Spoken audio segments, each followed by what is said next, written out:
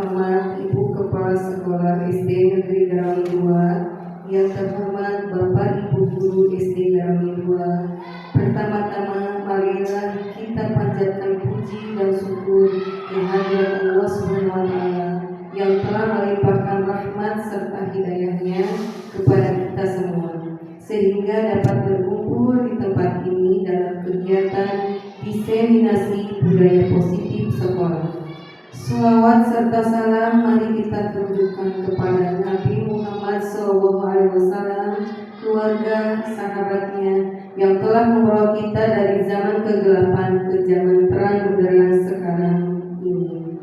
Semoga kita mendapatkan syafaatnya di yaumul qiyamah nanti. Amin. Amin ya rabbal alamin.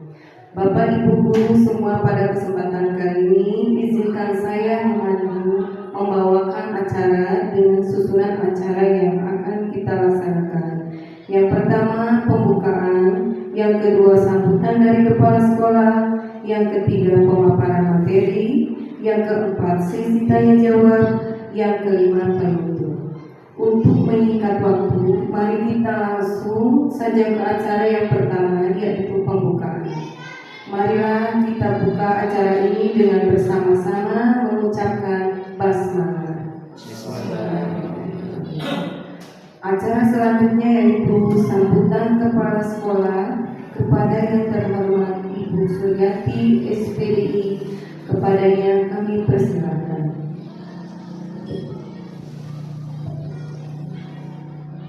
Bismillahirrahmanirrahim. Assalamualaikum warahmatullahi wabarakatuh.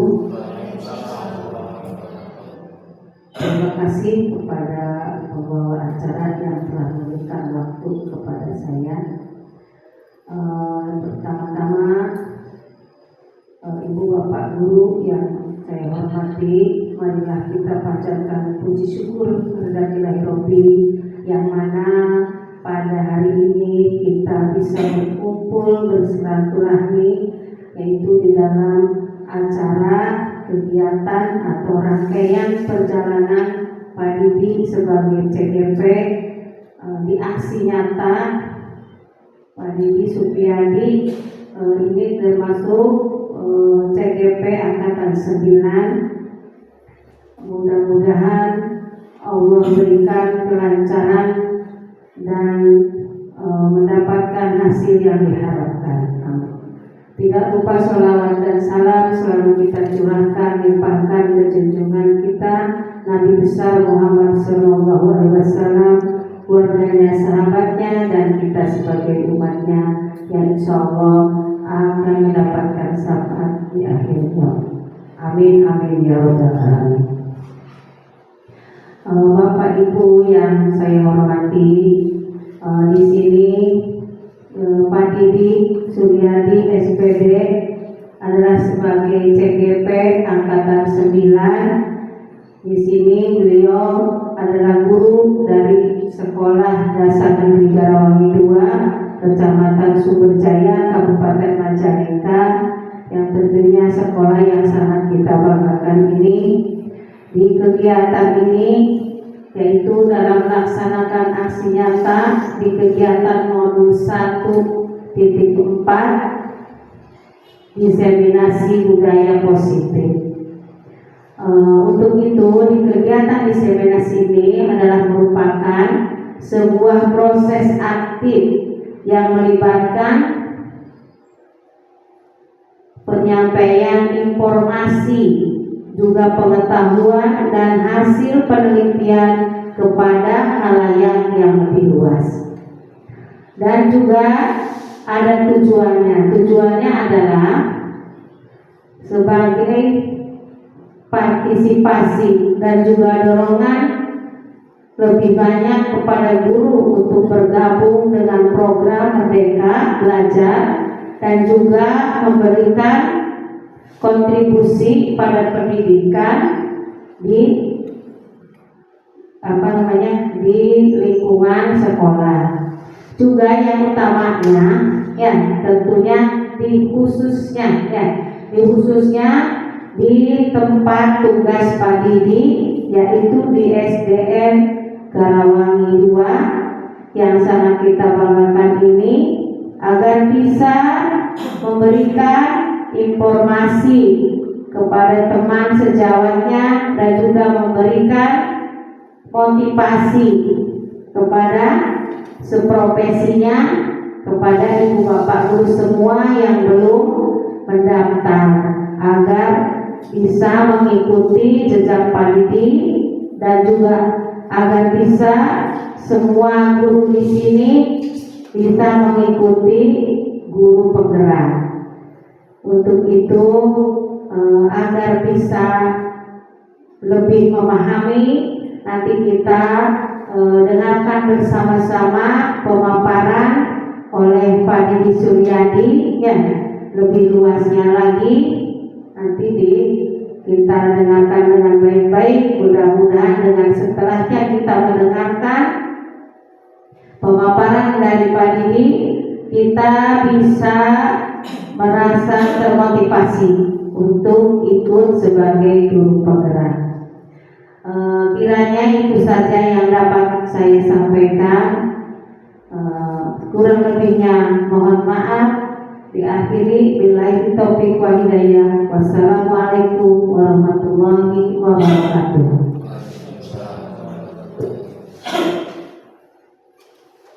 Terima kasih kepada Ibu Kepala Sekolah yang telah memberikan sambutannya. Selanjutnya acara yang ketiga adalah pemaparan materi yang akan dibawakan oleh Bapak Didi Suryadi SPD.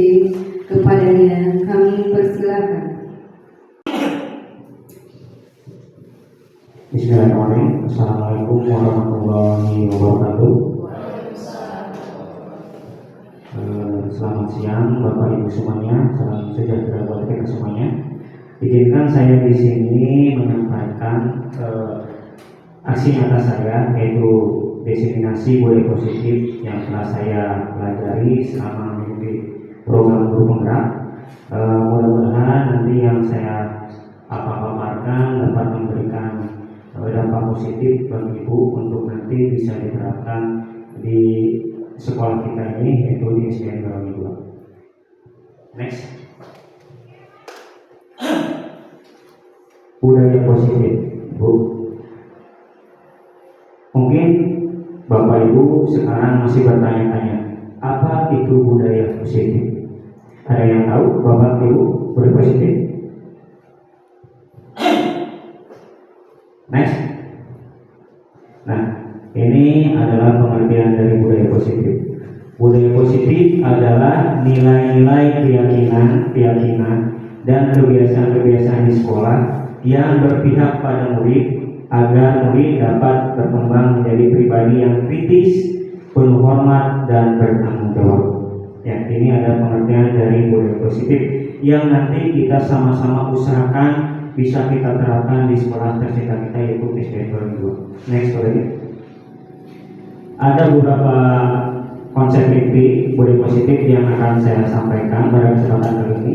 Yang pertama itu disiplin positif dan nilai-nilai kebijakan universal. Kemudian yang kedua, kebutuhan dasar manusia dan dunia berkualitas. Yang ketiga, teori motivasi, hukuman, penghargaan dan restitusi. Dan yang keempat yaitu keyakinan kelas. Yang kelima, restitusi, 5 positif kontrol, dan yang terakhir restitusi segitiga restitusi. Ini keenam konsep ini saling berhubungan satu sama lain sehingga nanti menciptakan budaya positif di sekolah yang tentunya manfaatnya sangat luar biasa jika budaya positif ini bisa dilaksanakan. Next, baiknya. Nah, ke materi yang pertama yaitu disiplin positif dan nilai-nilai kebijakan universal. Next, baiknya. Nah, sebelumnya saya akan mengajak Bapak dan Ibu di sini untuk bermain. Coba buka. Ya. Di sini Anda dan teman Anda akan melakukan permainan coba buka. Permainannya adalah salah satu dari pasangan Anda sebagai A mengepalkan salah satu tangan dan coba Anda bayangkan ya bahwa yang mengepalkan tangan itu adalah menyimpan sesuatu yang sangat berharga di dalam kepalan tangan Anda, dan Anda perlu menjaga benar-benar benda tersebut sekuat tenaga karena begitu pentingnya untuk hidup Anda. Silakan Ibu berpasangan, berdirilah berdiri. Ya. Nah silakan siapa yang mengepalkan tangan dan siapa yang mencoba membuka. Ya. Nah, WK yang mengepalkan tangan. Ya. Silakan. Ya. Nah, silakan tentukan siapa yang mengepalkan tangannya. Ya. Kemudian satunya yaitu tugas rekan B adalah mencoba dengan segala cara Ibu ya untuk membuka kepalan tangan temannya, teman B ini ya, atau yang tidak mengepalkan tangan ini boleh membujuk, menghardik ya, mengintimidasi, memarahi, menggoda, menggelitik mungkinnya, bahkan menawari uang ya, agar kepalanya itu bisa terbuka. Coba saya beri waktu 30 detik ya, silakan.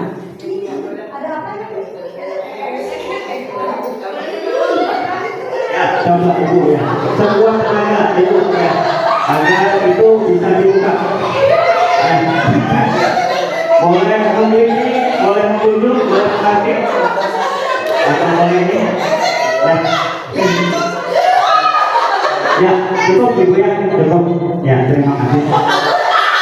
Ya. Nah, ini ada tadi saya lihat ada yang tetap ya menggenggam tangannya ya, tidak membuka tangannya. Ya karena di sini Ibu meyakini bahwa apa yang Ibu genggam ada sesuatu yang berharga ya, sesuatu yang harus dipertahankan ya. Next, boleh. Nah, kita refleksi ya, kita refleksi dari kegiatan tadi.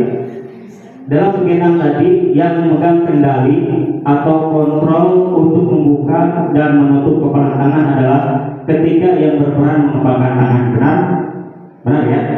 Artinya kita sendiri yang memegang kontrol atas apa yang kita lakukan itu bergantung pada diri kita masing-masing ya, sesuai dengan kebutuhan dasar kita ya.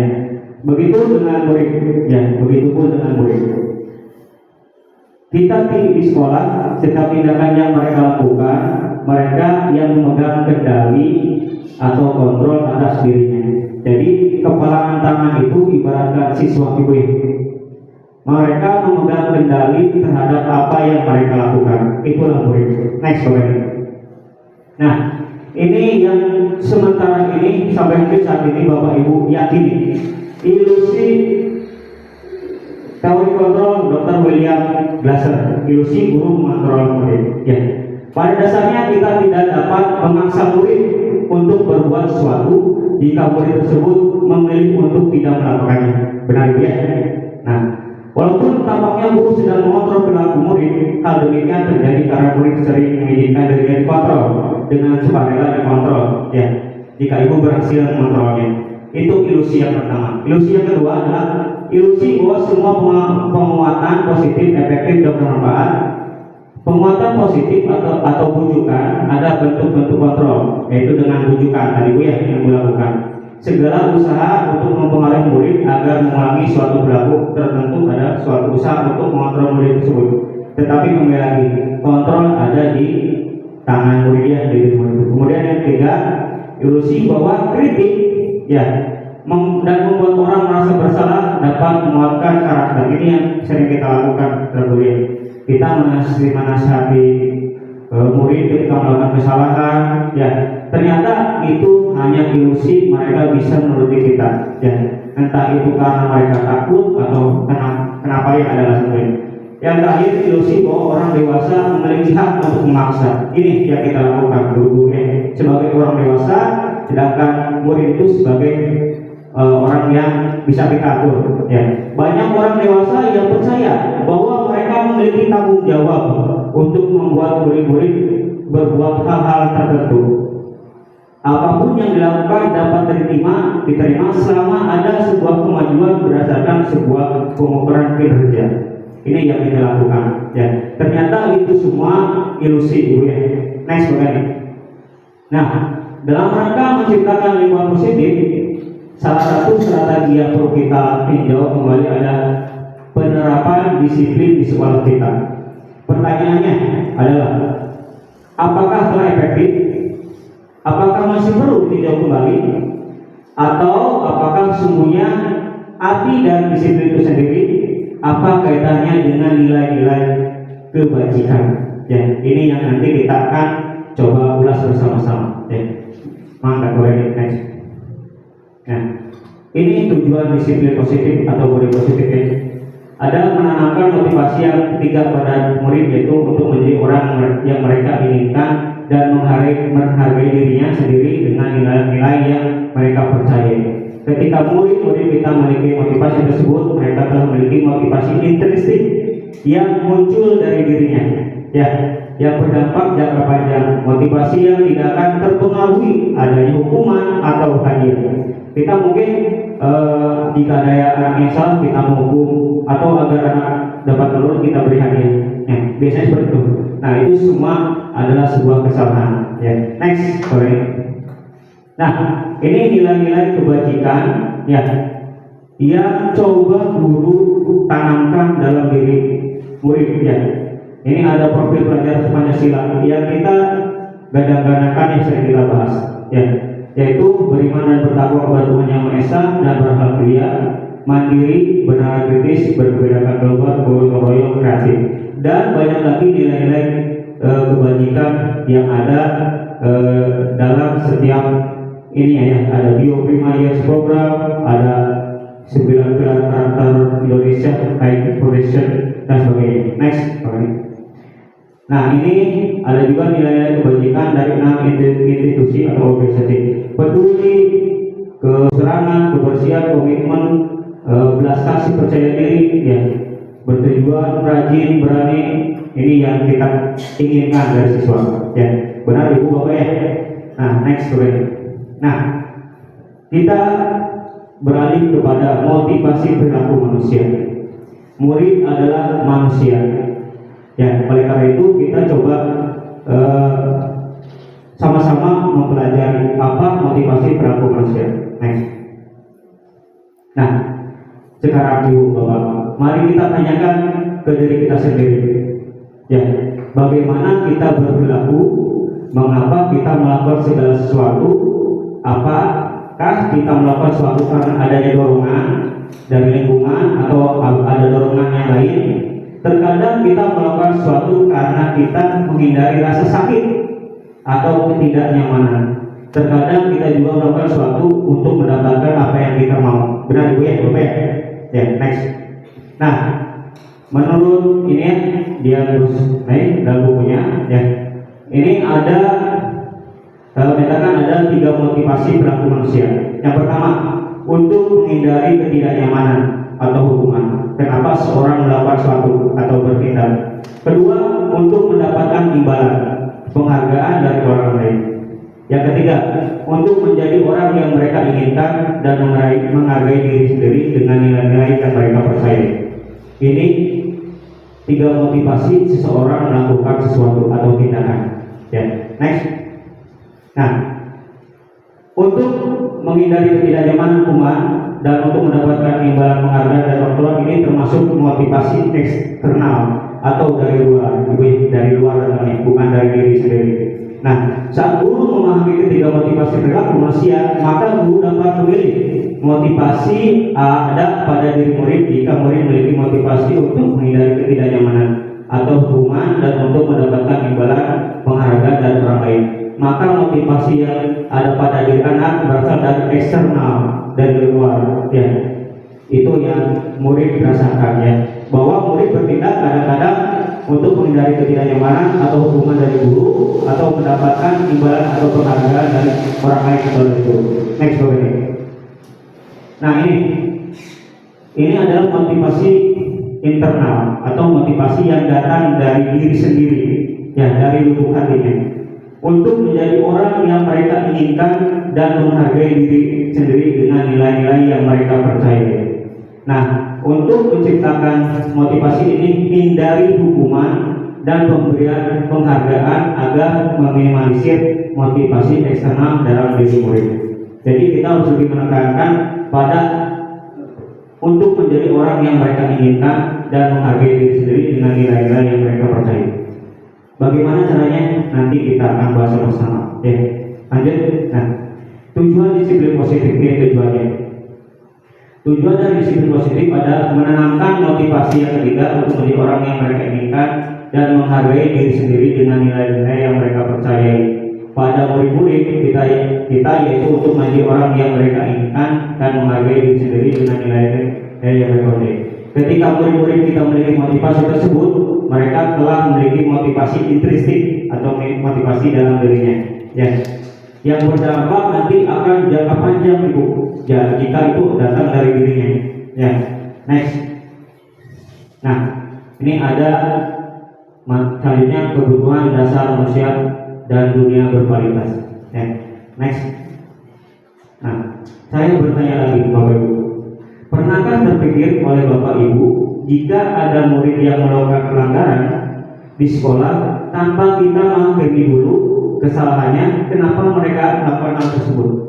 Pernah tidak Ibu berpikir, ya, kenapa kita langsung menghukum anak itu tanpa mendengarkan dulu alasannya? Ya, mungkin sekarang sering kita lakukan, ya, termasuk saya juga Ibu, ya, dulu, ya. Next. Nah, ketika seorang murid melakukan sesuatu perbuatan yang bertentangan dengan nilai kebajikan atau melanggar peraturan di sekolah, hal itu sebenarnya dikarenakan mereka gagal memenuhi kebutuhan dasar mereka. Ya, next. Nah, ini kebutuhan dasar manusia atau seorang murid, yaitu ada bertahan hidup, ada penguasaan, ada kesenangan, ada kebebasan, dan yang terakhir kasih sayang dan rasa terima.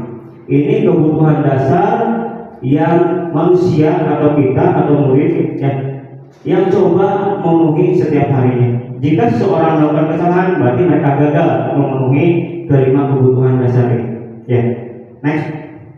Nah, ini deskripsinya. Ya, kebutuhan bertahan hidup itu adalah seperti bertahan hidup, ya, misalnya kesehatan, rumah dan makanan. Kemudian ada kasih sayang, yaitu rasa disayangi, ya, diterima, ya, oleh keluarga, oleh teman, ya, mungkin oleh teman kerja dan sebagainya. Kemudian penguasaan, kebutuhan pengakuan atas kemampuan, ya.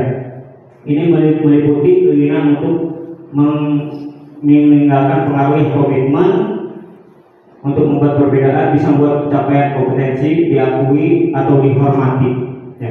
Yang selanjutnya kebebasan. Kebutuhan untuk bebas adalah kebutuhan akan mandiri, otonom, memiliki pilihan dan mampu mengendalikan arah hidup seorang. Ya. Yang terakhir kesenangan. Kebutuhan untuk merasa senang, merasa gembira, ya, yaitu dengan bermain, tertawa, itu kebutuhan dasar yang terakhir. Next. Nah, Ibu, Bapak, guru dalam upaya mengatasi murid yang melakukan pelanggaran di sekolah dapat menggunakan berbagai cara, bisa dengan cara positif atau negatif, tergantung guru tersebut, Ibu, ya. Seperti penerapan hukuman, konsekuensi, dan restitusi. Nah, ini nanti yang akan saya coba paparkan, yaitu tentang hukuman, konsekuensi, dan restitusi. Tetapi mesti diingat kembali, setiap tindakan yang dilakukan adalah untuk memenuhi salah satu dari kelima kebutuhan dasar tersebut yang tadi saya sudah paparkan. Lebih jelasnya, mari kita analisis kasus B, kasus A, kasus B, dan kasus B yang telah ditunjukkan di awal. Nah, ini saya menunjukkan kasus, ya Bu, sebuah kasus. Ada seorang anak, Bu, ya. Ini anggap saja murid TK mencoret-coret tembok, ya. Ibu coba perhatikan gambarnya. Ada seorang anak, ya, yang didapati mencoret-coret tembok. Next. Nah, jika alasan anak tersebut karena iseng dan bosan, maka dia mencari kebebasan, Ibu. Alasannya karena dia tidak bebas, sehingga dia mencari kebebasan, ya, begitu. Next. Nah, jika jawabannya adalah karena dia senang melakukannya, maka kesenangan yang berusaha dipenuhi. Mungkin dia tidak senang, Ibu, ya, dia tidak diberi kesempatan untuk mengekspresikan, misalkan menggambar atau apalah yang bisa mengekspresikan kesenangannya, sehingga dia bisa mencoret-coret tembok sekolah, ya, seperti itu. Next, ini. Nah, kasus 2. Ibu, perhatikan Bapak. Pada kasus B, ada murid SMP yang datang terlambat 20 menit ke sekolah.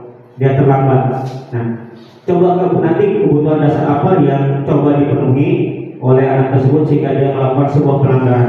Next, boleh. Nah, jika alasannya adalah karena dia harus membantu ibunya, maka ia sedang memenuhi kebutuhan hidup. Ibu ya, kenapa dia melanggar itu? Berarti dia memenuhi kebutuhan hidupnya. Next, boleh.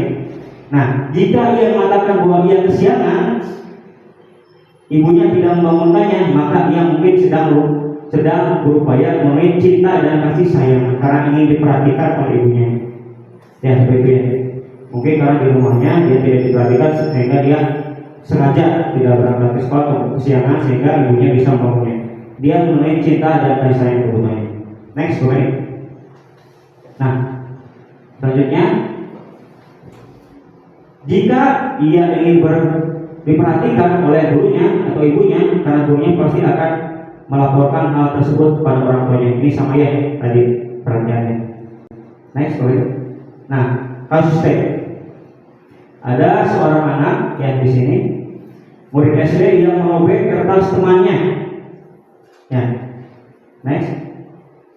Jika alasannya murid tersebut merobek kertas temannya adalah karena kesal pada temannya dan ingin temannya menuruti keinginannya, next, maka ia sedang memenuhi kebutuhan penguasaan terhadap orang lain karena dia ingin mengatur orang lain. Begitu. Next. Nah, jadi tadi dari kasus-kasus yang saya jelaskan, apa yang murid-murid kita lakukan, sebuah pelanggaran itu pada intinya ada kebutuhan yang gagal dipenuhi sehingga mereka mencoba memenuhi kebutuhannya. Seperti itu. Dengan mengerti dan membuka diri atas beragam kebutuhan dasar manusia atau murid, maka kita bisa memberikan ruang kepercayaan dan empati pada setiap kesalahan murid. Ketika kita bisa mengerti kebutuhan apa yang sedang dia ingin penuhi, reaksi kita akan lebih tenang, ya, dan tidak menghakiminya. Benar tidak, Ibu? Ya, karena kita sudah tahu dia berbuat kesalahan karena ada kebutuhan yang gagal ya penuhi sehingga melakukan seperti itu. Nah, kita bisa berkomunikasi dengan lebih baik kepada murid. Disinilah proses restitusi bisa kita mulai dengan memahami kebutuhan dasar manusia. Kita menjadi lebih sadar bahwa murid kita sebenarnya adalah manusia sama seperti kita ya, sama bisa salah. Next.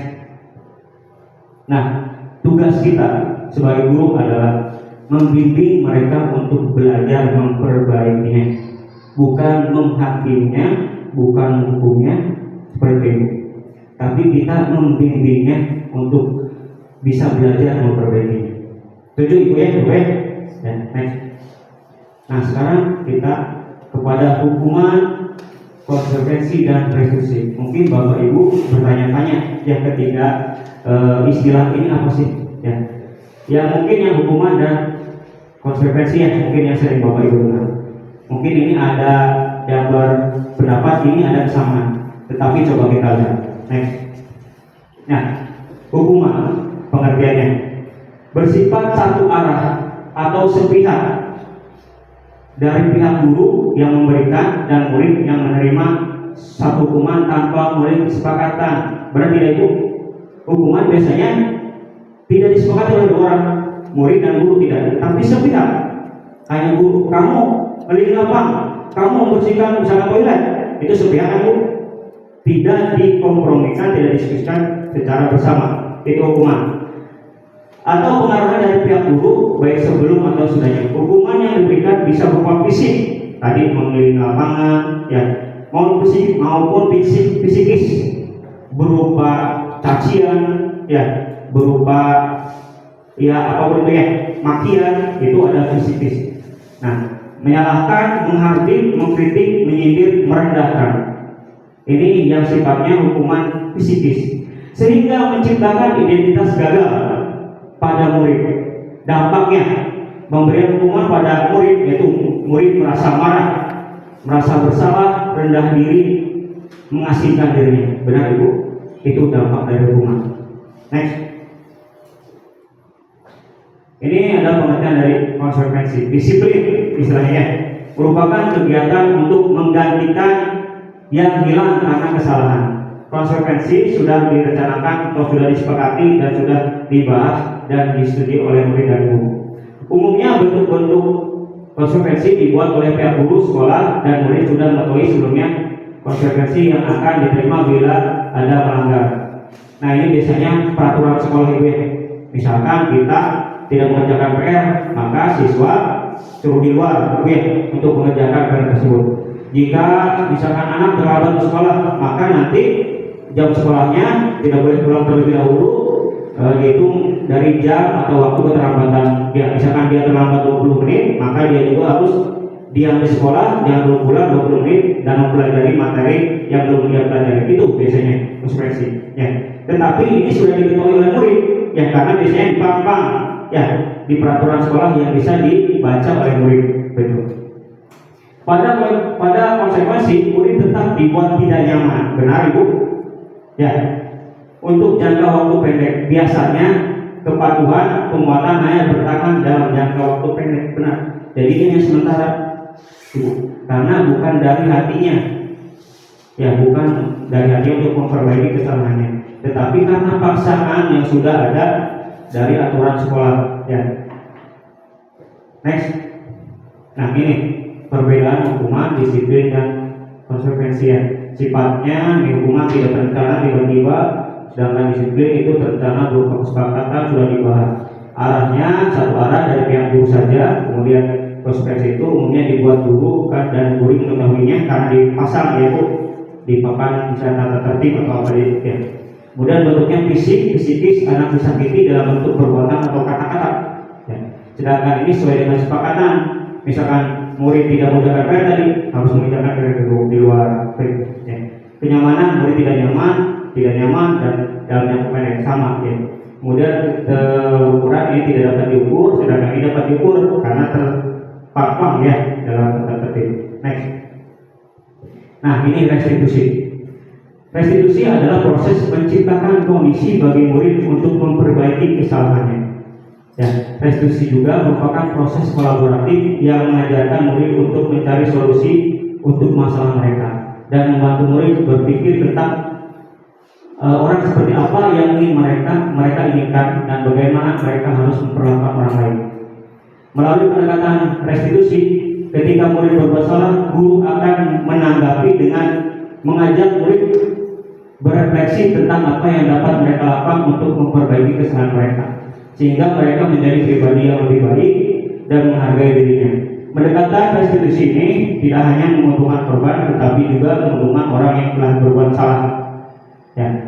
Ketika guru membimbing murid dalam restitusi, guru akan mengatakan, ibu, bapak tidak terlalu mempermasalahkan apa yang kamu lakukan hari ini, tetapi mari kita bicarakan tentang apa yang akan kamu lakukan besok. Kamu bisa minta maaf, tetapi orang akan lebih suka mendengar apa yang akan kamu lakukan untuk memperbaiki diri. Ya, seperti itu. Next. Nah, tadi dari hukuman, ya, konsekuensi dan restitusi, yang guru harus lakukan adalah restitusi. Betul. Terkadang guru merasa capek karena banyak pekerjaan di sekolah, jadi kita memilih jalur cepat. Ini yang dulu sering saya lakukan juga gue. Bagi murid untuk menyelesaikan masalahnya yaitu melalui hukuman dan konsekuensi, dan ini tidak melatih murid untuk mempunyai perilaku berpikir kritis sebagai pemecah masalah yang baik. Betul. Jika kita mendapati anak yang melanggar peraturan, langsung cara cepat kasih hukuman, ya suruh apa, itu tidak memecahkan masalah, karena tidak melatih anak untuk berpikir kritis untuk memperbaiki kesalahannya. Betul ibu bapak. Next. Pada restitusi kita menanamkan rasa percaya diri, memberikan ruang refleksi dan diskusi untuk mereka bisa memilih solusi terbaik dalam memperbaiki masalah mereka. Dengan memberikan kebebasan kepada mereka untuk memperbaiki masalahnya, maka kita sudah berikan hak merdeka kepada mereka untuk belajar akan kesalahannya. Dengan ini kita juga sudah memenuhi satu kebutuhan dasar, yaitu kebebasan murid. Di mereka bebas ya memberikan atau mencari solusinya. Next. Nah, Saya memiliki kasus lagi Ibu di sini. Coba nanti Bapak, Ibu ya tentukan dari kasus A, kasus B, kasus C mana yang termasuk hukuman, mana yang termasuk konsekuensi, mana yang termasuk restitusi. Kasus A coba kita lihat dulu. Ini ada seorang anak yang tadi ya, kamu tidak boleh main di luar ya, karena kamu coret-coret sembarangan di tembok. Ini kira-kira hukuman, restitusi atau apa? Nanti simpan dulu ya. Next, anak kedua.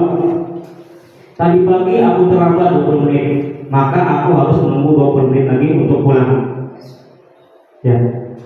Nah ini hukuman, konsekuensi atau restitusi. Next, yang cek. Maaf ya, ini aku ganti kertas yang baru. Ya, karena tadi menyampaikan kertas temannya. Apakah ini hukuman, konsekuensi atau restitusi? Next. Nah, tadi sudah diperlihatkan 3 kasus di atas. Menurut Bapak Ibu, kasus mana yang merupakan hukuman, konsekuensi atau restitusi? Coba saya beri waktu 30 detik. Hukuman, ya. B konsekuensi. Ya, B. C restitusi. C restitusi. Next. Nah, tadi benar ya saya jawabannya. Mari kita kembali dari kasus A, kasus B, dan kasus C. Kita akan lebih jelas melihat perbedaan antara hukuman, konsekuensi atau restitusi. Perbedaan. Next. Nah, kamu tidak boleh main di luar ya, karena kamu coret-coret sembarangan tembok. Next. Nah, apakah ada kolerasi logis antara mencoret tembok dan tidak diperbolehkan untuk main di luar? Ada tidak hukumannya? Tidak ada. Ini hukum saya. Lalu bagaimana dengan tembok yang kotor? Apakah dengan hukumnya tidak boleh bermain tembok yang jadi bersih? Tidak kan, Ibu? Itu bukan sebuah solusi. Itu sifat hukuman. Tidak memperbaiki apa yang dia perbuat atau dia lakukan. Ya. Pada kasus ini murid hanya menerima hukuman atas tindakan pelanggarannya. Untuk murid sekolah dasar ini bisa membuat murid menjadi trauma. Jika kita praktekkan Bapak Ibu ya, kita sering menghukum anak, takut dan mungkin membenci gurunya. Dia akan menganggap sekolah tidak menyenangkan karena sesi bermainnya telah direnggut dari dirinya. Ya, next. Nah, tadi Ibu Muhammad jawab apa ini? Konsekuensi ya, coba kita lihat. Tadi pagi aku terlambat 20 menit, maka aku harus tunggu 20 menit lagi untuk pulang. Next. Kita analisis kasus B. Murid datang terlambat, lalu dia memilih untuk tinggal sesuai jam waktu keterlambatannya. Tadi dia terlambat 20 menit, maka dia juga pulangnya harus menunggu 20 menit. Ya. Jika tidak ada proses diskusi tentang mengapa dia datang terlambat dan bagaimana dia bisa mengatasi agar dia besok bisa datang tepat waktu, keesokannya, maka ini adalah bentuk konsekuensi. Tidak ada jalan keluarnya. Ibu, Bapak Ibu, tidak memberi solusi. Dia telat 20 menit, tidak pulang 20 menit, tidak ada jalan keluarnya. Bahwa besok dia harus ngapain agar dia tidak terlambat? Tidak ada ya, Bu. Next. Kasus C. Maaf ya, ini aku ganti kertas yang baru. Next. Nah, murid merobek kertas temannya, ia meminta maaf dan memilih untuk mengganti kertas tersebut. Dengan meminta maaf, ia sudah mengerti bahwa ia berbuat salah. Benar ya? Lalu dengan ia mengganti kertas temannya yang robek, kita bisa melihat usahanya untuk bertanggung jawab, memperbaiki kesalahannya. Hal ini menandakan bahwa proses restitusi sudah terjadi. Ada solusi, benar Ibu? Ya. Dampak kedepannya, murid akan memiliki disiplin diri. Dia mengerti bahwa merobek kertas temannya adalah sebuah kesalahan dan dia tidak akan mengulanginya, bukan karena dia takut, ya, karena dihukum gurunya atau ini hadiah dari gurunya, tetapi karena dia tahu ini adalah hal yang benar untuk dilakukan jika dia tidak menyobek bukunya. Seperti itu Bapak Ibu ya. Next. Nah, ini keyakinan kelas.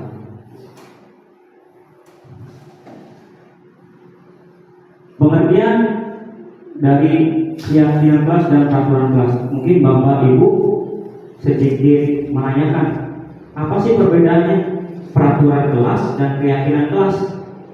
Ya. Perbedaannya adalah peraturan kelas itu biasanya dibuat tanpa persetujuan murid. Peraturan kelas itu hanya dibuat guru, ya, dan murid yang harus melaksanakannya. Sedangkan keyakinan kelas adalah persetujuan yang dibuat berdasarkan antara guru dan murid. Selanjutnya akan ditaati bersama. Itu perbedaannya. Kalau peraturan itu hanya dibuat oleh guru, kalau kesepakatan kelas itu melakukan diskusi, ya, bersama murid. Keyakinan apa sih yang akan kita yakini selama 1 tahun pelajaran bersama-sama dengan melakukan diskusi. Ayo anak-anak, misalkan apa kira-kira keyakinan yang akan kita jalankan selama 1 tahun ke depan. Diajak berdiskusi anaknya, itu ada keyakinan kelas. Ya. Satu keyakinan akan lebih memotivasi seorang dalam motivasi intrinsik dalam dirinya. Seseorang akan lebih tergerak dan bersemangat untuk menjalankan keyakinannya daripada hanya mengikuti serangkaian peraturan tadi yang dibuat oleh guru, ya, tertulis tanpa makna. Ya. Murid-murid perlu memahami arti sesungguhnya tentang peraturan-peraturan yang diberikan. Apa nilai-nilai kebajikan di balik peraturan-peraturan tersebut dan apa tujuan utamanya. Baik. Next. Nah, cara membuat keyakinan kelas. Ya. Mungkin ini ketika kurikulum merdeka, ya, ini sering sekali kita dengar tentang keyakinan kelas. Ya. Cara membentuk keyakinan kelas adalah pembuatan keyakinan kelas melibatkan semua warga kelas, yaitu guru dan siswa. Keyakinan kelas hendaknya tidak terlalu banyak, ya, sehingga mudah diingat dan dipahami oleh semua warga kelas, yaitu guru dan murid. Keyakinan kelas sebaiknya sesuatu yang dapat diterapkan di lingkungan kelas, jadi menyangkut pada kelas itu sendiri. Misalkan ibu, misalkan di kelas 3, ya, udah kelas 3 saja, karena cakupannya hanya di lingkungan kelasnya. Perlu adanya tinjauan kembali keyakinan kelas dari waktu ke waktu agar tetap relevan. Jadi keyakinan kelas ini bisa dirubah, ya. Jika situasinya mungkin kita temui ada yang, wah, ini ada hal baru nih yang kita harus yakini bersama agar siswa bisa tertib ketika belajar di kelas. Nah, mungkin nanti akan menambahkan keyakinan kelas yang baru. Jadi keyakinan kelas itu, ibu, agar siswa itu nyaman, ya, aman di kelas, tidak ada misalkan intimidasi dari temannya, diganggu oleh temannya dan sebagainya. Ini fungsi dari keyakinan kelas. Next. Nah, ini contoh keyakinan kelas 3. Ya. Hadir tepat waktu, berdoa sebelum dan sudah belajar, menjaga kebersihan kelas dan sekolah, bersikap jujur, saling menolong, menghormati dan menyayangi, belajar dengan bersungguh-sungguh. Kalau peraturan kelas biasanya dilarang membuang sampah, ya, jagalah ketertiban. Berarti tidak boleh mengganggu temannya. Itu kata-kata negatif, Bapak Ibu. Sedangkan ini ada kata-kata positif, hadir tepat waktu. Ya, ini memiliki sebuah optimis untuk siswa untuk hadir tepat waktu yang mereka yakini. Kemudian berdoa sebelum dan sesudah belajar, dan tadi yang saya sebutkan. Ini adalah bentuk dari keyakinan kelas. Next. Nah, memiliki keyakinan kelas akan membantu proses pembentukan sikap disiplin positif pada murid. Pembuatan keyakinan kelas perlu melibatkan seluruh anggota kelas dan maknanya dipahami dengan baik. Jadi kalau ada tindakan yang bertentangan dengan nilai-nilai keyakinan kelas, guru bisa mengajak murid melakukan refleksi dengan mengacu pada keyakinan tersebut. Proses ini akan membimbing murid untuk memiliki motivasi untuk menjadi orang yang menjunjung tinggi nilai-nilai kebajikan. Motivasi yang untuk adalah motivasi internal dalam dirinya yang datang dari hatinya untuk menjalani keyakinan tersebut dalam jangka waktu panjang. Betul. Next. Nah, kita beralih kepada 5 posisi kontrol guru. Ya. Next, begini. Nah, dalam menyelesaikan sebuah permasalahan, ya, di sekolah, kita disuguhkan dengan posisi kontrol yang yang guru bisa lakukan. Ya, sebenarnya mungkin Bapak Ibu sudah melakukan di sekolah, tetapi tidak tahu istilahnya. Ya, apakah Bapak menjadi penghukum? Apakah Bapak Ibu membuat merasa bersalah siswa? Apakah Ibu Bapak menjadi temannya ketika menyelesaikan masalah? Apakah menjadi pemantau ketika siswa melakukan kesalahan? Dan bahkan Ibu menjadi seorang manajer jika siswa melakukan kesalahan. Mungkin Ibu dan Bapak masih bingung ya. Nanti saya jelaskan. Next.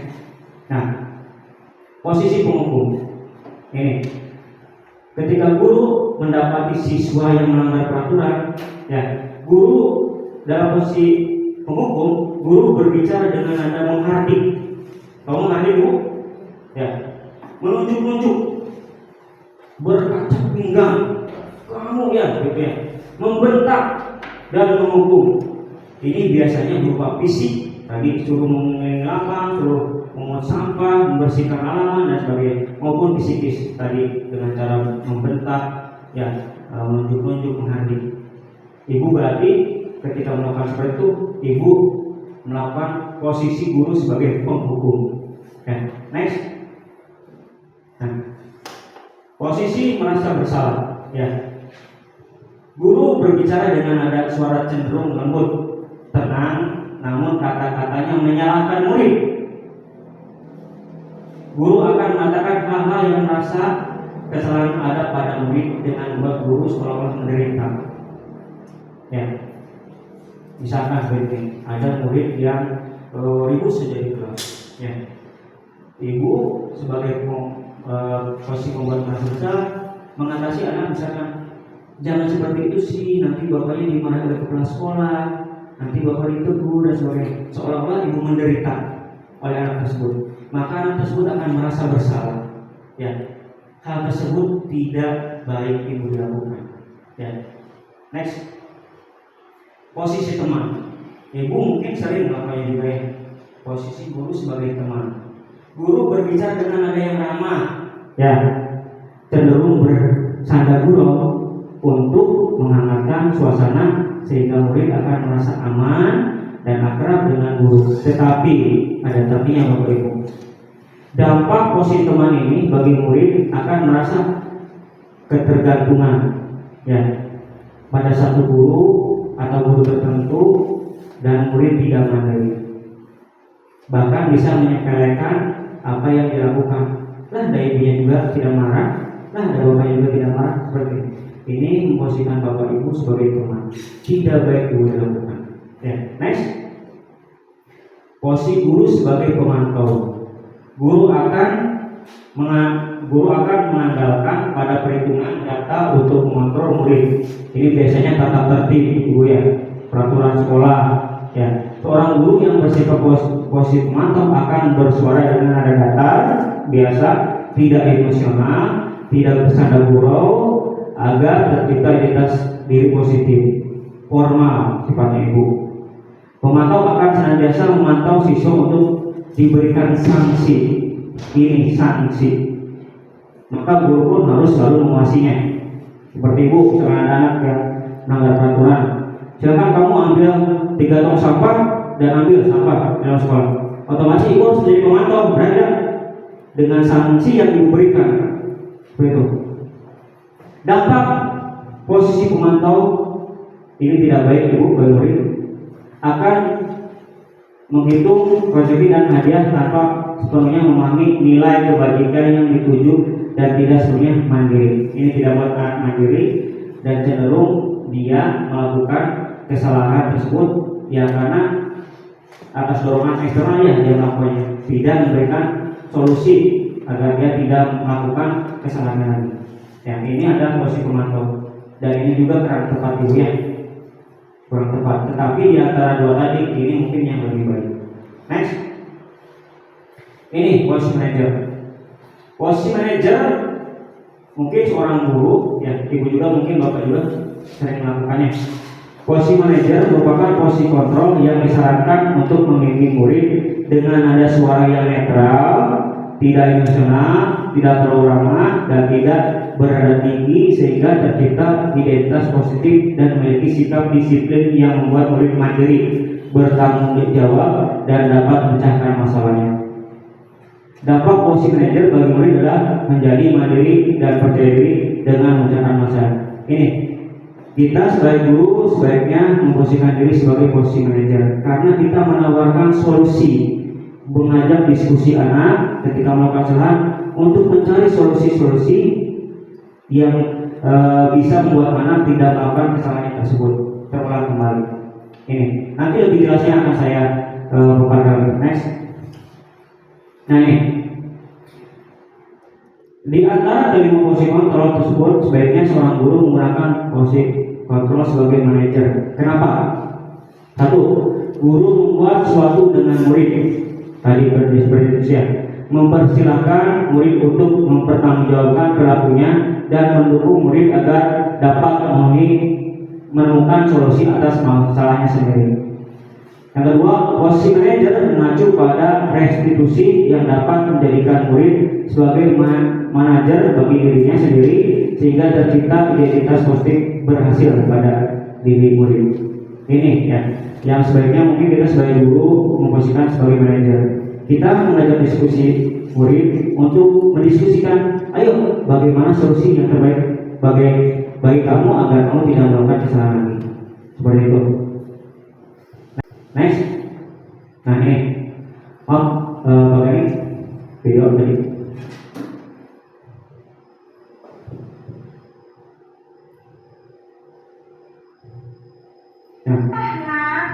Disangka ibu tidak membuat. Nah, coba ibu bapak perhatikan ya. Ini ada sebuah video.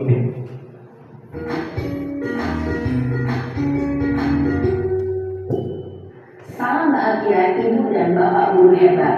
Dalam penerapan disiplin positif restitusi, salah satu program yang dikembangkan adalah 5 posisi kontrol.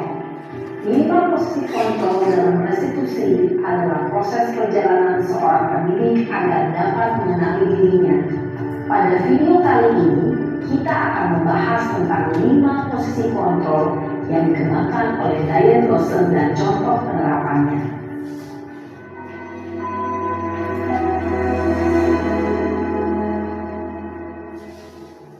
5 posisi kontrol itu adalah 1. Posisi penghukum, 2. Posisi pembuat merasa bersalah, 3. Posisi teman, 4. Posisi pemantau atau monitor, dan 5. Posisi manajer. Untuk lebih memahami kelima posisi tersebut, mari kita saksikan kasus Naren yang terlambat hadir 20 menit di sekolah dan melihat bagaimana kelima posisi kontrol dalam menghadapi masalah tersebut. Nah, coba ibu perhatikan ya kasusnya ya. Posisi sebagai penghukum.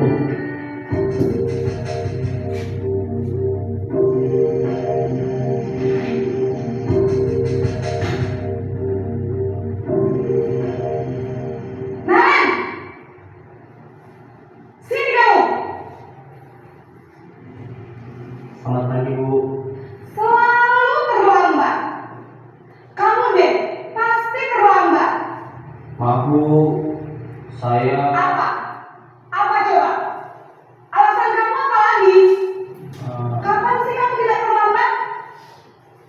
Malas sekali ya kamu jadi anak. saya Dasar pemalas. Gak kapok-kapok sih kamu. Sudah berapa kali terlambat? Sana, kamu keliling lapangan basket 2 kali. kenapa saya harus ke lapangan basket bu? Kenapa? Kamu nolak ibu. Berani-beraninya jawab. Sudah terlambat, masih berani jawab pula.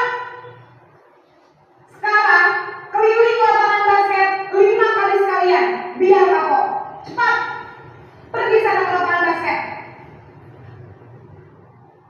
Posisi penghukum biasanya berbicara dengan nada tinggi, menghardik, menunjuk-nunjuk, menyakiti, dan menyindir.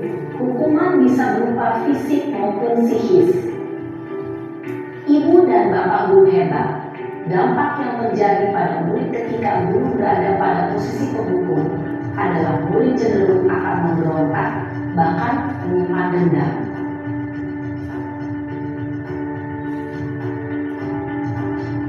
Posisi buat bersalah.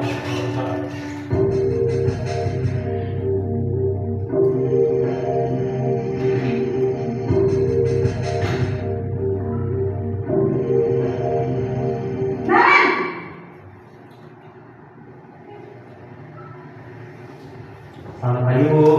Naren, kamu kenapa terlambat lagi, nak? Ya Tuhan, Naren, kamu senang ya bikin ibu susah ya?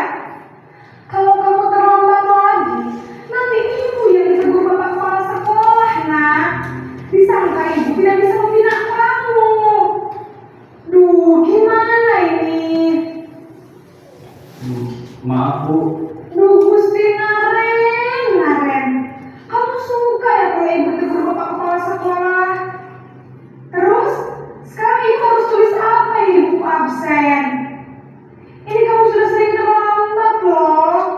Ibu harus apa coba? Maaf Bu. Maaf sekali. Ya sudah, lain kali jangan bikin ibu susah lagi ya nak ya. Ibu tidak akan kuat lagi kalau kamu begini terus. Bisa jantungan kalau ibu tegur bapak kepala sekolah. Sana cepat ke kelas. Maaf ya Bu. Maaf sekali. Posisi pembuat rasa bersalah berbicara dengan nada tenang, cenderung lembut, namun kata-kata yang diutarakan membuat murid merasa menjadi orang yang gagal, memandang buruk dirinya sendiri, merasa tidak berharga, dan tidak sanggup membahagiakan orang lain. Ketika guru mengambil posisi pembuat rasa bersalah, murid akan menganggap dirinya yang bersalah dan ia akan menyimpan emosi negatif tersebut di dalam dirinya. Posisi teman.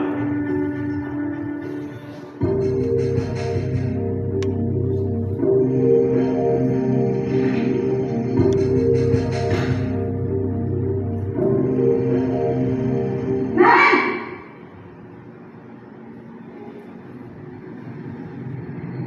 Selamat pagi Bu. wah, sudah jam berapa ini nak? Terlambat lagi ya sayang. Iya Bu, habis ibu saya lupa bangunkan saya Bu. Kamu malah menyalahkan ibu kamu. Kamu bukannya anak yang larinya paling kencang. Kok terlambat sih? Iya Bu, saya memang terlambat bangun tadi. Jadi biarpun saya lari kencang, tetap gak kekejar Bu. Ya sudah sana. Nanti lain kali larinya lebih kencang lagi ya. Biar gak terlambat lagi. Bikin seneng ibu. Demi ibu. Bisa kan? Bisa lah Bu. Ya sudah sana masuk kelas. Ibu beresin urusan absen kamu. Kamu ini ada saja. Dalam posisi teman, guru berbicara dengan nada suara ramah, akrab, cenderung bersenda gurau untuk menjaga suasana tetap santai. Murid akan merasa senang, aman, dan akrab dengan guru. Identitas yang tercipta adalah identitas sukses atau berhasil. Namun, perlu diingat, karena ini masih dorongan eksternal, maka ada faktor ketergantungan dari murid kepada orang tertentu. Di sini guru absennya, sehingga di lain waktu murid bisa berperilaku baik, namun hanya kepada orang-orang tertentu saja. Posisi pemantau atau monitor.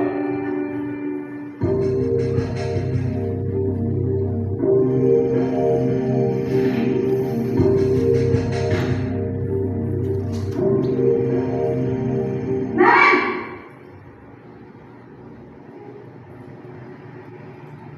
Selamat pagi Bu. Naren, apa peraturan sekolah kita tentang jam berapa kita harus masuk sekolah, nak? Kita harus di sekolah jam 7 Bu. Iya betul, sekarang sudah jam 7.20. Naren sudah tahu konsekuensinya jika terlambat hadir. Paham Bu, saya harus tinggal kelas pas jam istirahat selama 20 menit. Iya benar, konsekuensinya demikian. Jadi nanti jam 9.30 pas istirahat, kamu harus tinggal di kelas, kerjakan tugas tambahan untuk ketertinggalan kamu, ya? Baik Bu. Posisi pemantau mengandalkan penghitungan atau data untuk mengontrol murid. Guru mengarahkan murid berdasarkan peraturan dan konsekuensi. Seorang pemantau menunjukkan bahasa tubuh dan ekspresi wajah yang datar dan cenderung formal.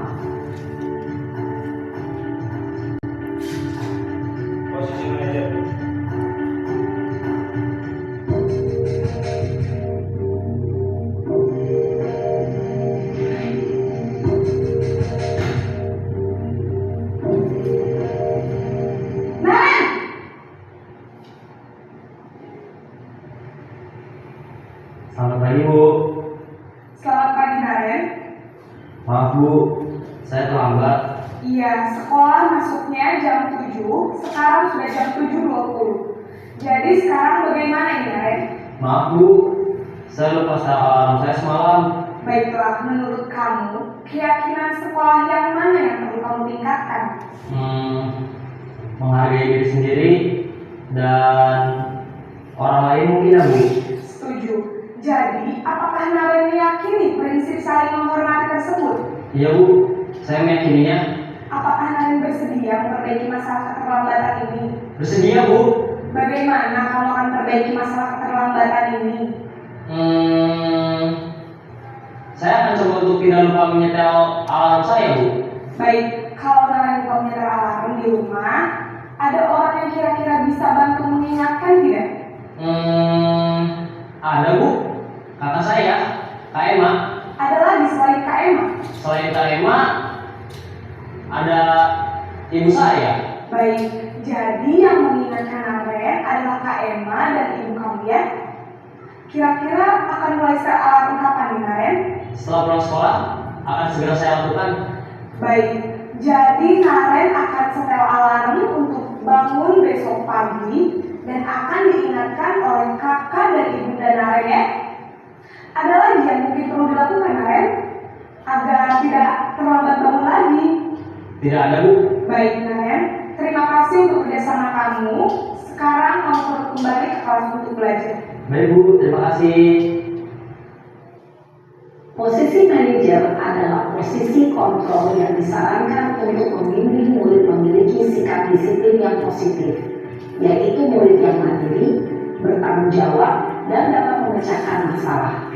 Tujuan dari posisi ini adalah agar murid dapat merefleksi atas tindakannya. Guru akan dengan tulus memberikan pertanyaan-pertanyaan bermakna, sehingga membuat murid dapat belajar dari kesalahannya dan mencari sebuah solusi untuk menyelesaikannya.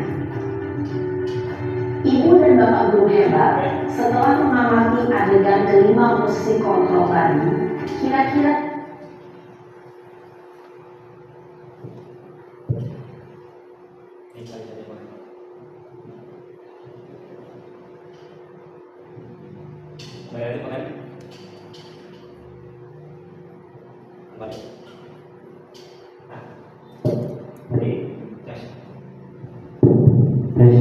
Tadi Bapak Ibu ya sudah melihat ya video yang kita tunjukkan bagaimana kita sebagai guru dari berbagai masalah dari satu masalah tetapi kita memposisikan diri 5 posisi kontrol ya, dan yang terbaik tadi yaitu sebagai manajer, karena sebagai manajer itu adalah menyelesaikan masalah siswa tanpa menghukum, tanpa memberi sanksi, tetapi memberi solusi-solusi terbaik agar siswa tidak melakukan kesalahan tersebut di kemudian hari.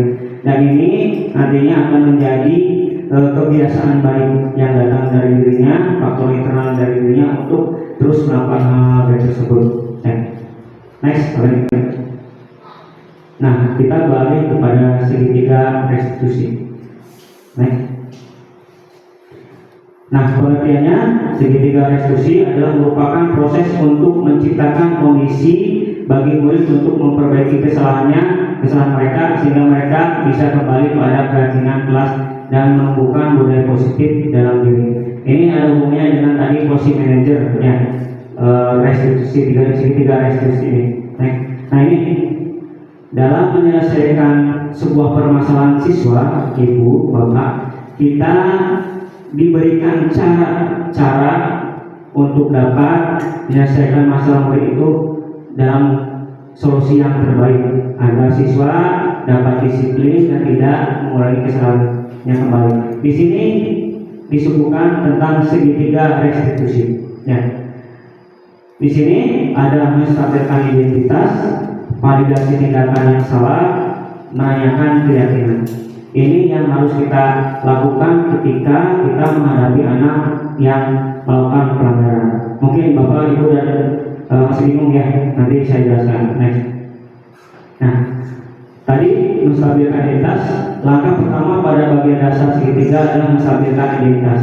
Jika anak berbuat salah, maka ada kebutuhan dasar mereka yang tidak terpenuhi, yang harus kita ketahui itu. Bagian dasar segitiga restitusi memiliki tujuan untuk merubah orang gagal tersebut, kebutuhan dasar tersebut, karena telah berbuat kesalahan menjadi orang yang sukses. Kita harus mampu meyakini mereka dengan mengatakan kalimat seperti ini. Tidak ada manusia yang sempurna. Saya juga pernah melakukan kesalahan seperti itu. Kita seseorang yang kondisi emosional, maka otak tidak akan mampu berpikir rasional. Saat inilah kita menstabilkan identitas anak kita bantu untuk tenang dan mencari solusi untuk menyelesaikan masalah. Biasanya ketika anak didapati oleh gurunya melakukan kesalahan, biasanya ada rasa cemas pada dirinya, atau mungkin anak berantemnya dengan temannya, ada emosi dalam dirinya. Ya, nah kita sebagai guru coba menstabilkan identitas siswa tersebut agar dia tenang dan bisa diajak berbicara. Next. Nah, kemudian yang kedua adalah validasi tindakan yang salah. Langkah kedua adalah memvalidasi tindakan yang salah. Konsep langkah kedua ini adalah kita harus memahami kebutuhan dasar yang mendasari tindakan anak berbuat kesalahan. Nah, ini menurut teori kontrol, semua tindakan manusia baik atau buruk pasti memiliki maksud atau tujuan tertentu. Ketika kita menolak anak yang berbuat salah, dia akan tetap dalam masalah. Benar tidak, Bu? Jika kita menolak anak yang bermasalah, kita tidak apa-apakan, itu akan tetap dalam masalah. Ya. Yang diperlukan adalah kita memahami alasan kenapa anak tersebut melakukan hal tersebut sehingga anak merasa dipahami. Ini ada dalam proses validasi tindakan yang salah. Next. Kemudian yang ketiga adalah menanyakan keyakinan kelas. Ini tahap dari segitiga restitusi. Langkah yang ketiga ini menanyakan keyakinan. Teori kontrol yang menanyakan bahwa kita pada dasarnya termotivasi secara internal. Kita ketika langkah 1 dan langkah 2 tadi sudah sukses dilakukan, maka anak akan siap untuk dihubungkan dengan nilai-nilai yang dia percayai dan berpindah menjadi orang yang dia inginkan. Penting menanyakan anak tentang kehidupan ke depan yang dia inginkan. Ya, jadi solusinya dia berharap dia selanjutnya akan berubah seperti apa sih? Ya, ketika dia tidak melanggar peraturan kembali. Ketika mereka sudah menemukan gambaran masa depannya, guru dapat membantu mereka untuk tetap fokus pada tujuannya tersebut. Melalui segitiga restitusi ini, kita dapat mewujudkan mereka menjadi murid yang merdeka. Mereka mampu menyelesaikan masalah dengan motivasi internal dari dalam dirinya dan bertanggung jawab juga terhadap pilihannya. Ya, ketika anak melakukan sebuah usaha, dia sudah tahu apa yang harus dia lakukan, dorongan dari hatinya untuk memperbaikinya. Next. Nah, yang ketiga, segitiga restitusi ini adalah bertujuan untuk menciptakan murid yang mandiri dan bertanggung jawab. Guru yang berperan sebagai manajer menggunakan segitiga restitusi dalam penyelesaian masalah dalam 3 tahap, yaitu menstabilitas, validasi tindakan yang salah, dan menanyakan keyakinan. Next. Sekali lagi, ketika kita mendapati seorang murid yang melakukan kesalahan, kita harus memposisikan sebagai manajer dan menerapkan segitiga restitusi. Tidak dengan cara menghukum, memberikan sanksi, karena itu hanya membuat siswa ada di posisi gagal, yang merasa diri gagal. Jadi kita sebagai guru harus menerapkan posisi sebagai manajer dan segitiga restitusi. Ya. Mungkin hanya itu yang bisa saya sampaikan. Terima kasih. Tadi Bapak Ibu guru sudah menyimak pemaparan dari saya. Kurang lebihnya saya mohon maaf. Terima kasih. Dari topik beliau. Wassalamualaikum warahmatullahi wabarakatuh. Terima kasih kepada Bapak Diki Suryadi yang telah memberikan penjelasan materi yang begitu jelas, padat, singkat ya. Untuk acara selanjutnya yaitu sesi tanya jawab. Saya persilahkan untuk Bapak Ibu memberikan pertanyaan terkait materi yang telah disampaikan. Kami batasi 2 orang penanya ya Bapak Ibu.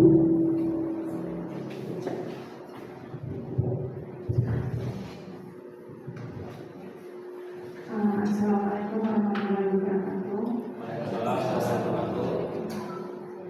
Terima kasih, saya sudah diberi kesempatan untuk bertanya.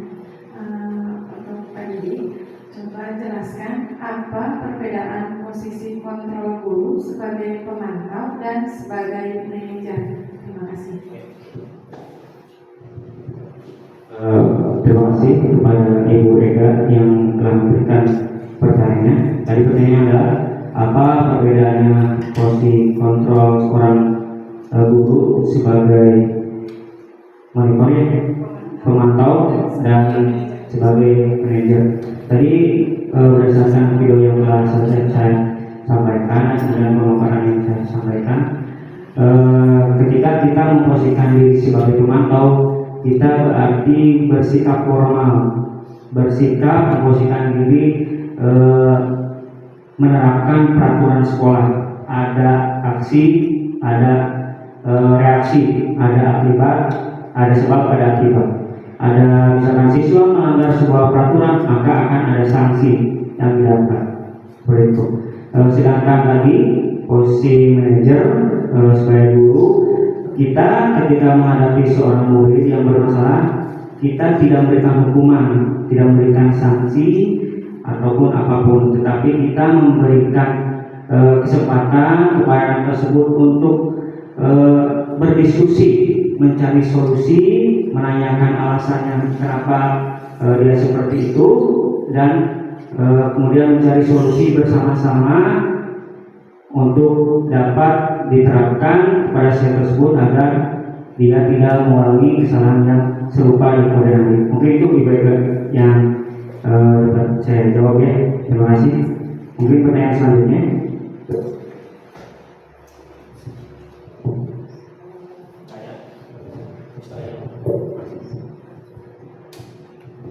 Mungkin itu dari jawab sama pagi dan cukup ya Bu Ega. Alhamdulillah acara demi acara telah kita laksanakan dan sampai kepada acara yang terakhir yaitu penutup. Mari kita bersama-sama menutup acara ini dengan ucapan hamdalah. Alhamdulillah. Terima kasih atas perhatian dan partisipasi Bapak Ibu Guru.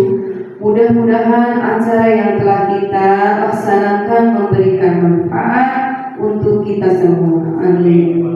Mohon maaf atas segala kekurangannya. Saya akhiri kegiatan ini. Wassalamualaikum warahmatullahi wabarakatuh.